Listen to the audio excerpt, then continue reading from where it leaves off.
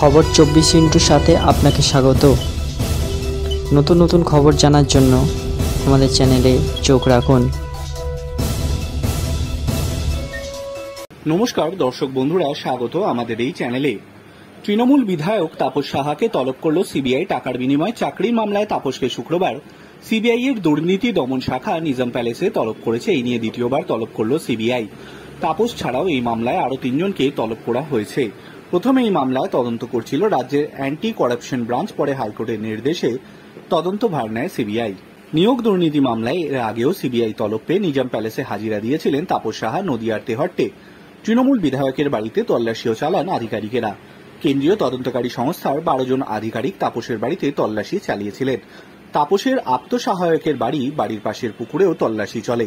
পুকুর পাড়ে বেশ কিছু নথি পোড়ানোর প্রমাণ পাওয়া গিয়েছিল। সেই সময় পরীক্ষা করার জন্য সেই পুড়ে যাওয়া নথির নমুনাও সংগ্রহ করেছিল সিবিআই। 15 ঘন্টার তল্লাশির পর সিবিআই বাড়ি থেকে বেরিয়ে গেলে লোক ডেকে মাংস ভাত খাইয়েছিলেন তিনি। তদন্তকারীদের দাবি, টাকার বিনিময়ে চাকরি পাইয়ে দেওয়ার অভিযোগ রয়েছে তাপসের বিরুদ্ধে।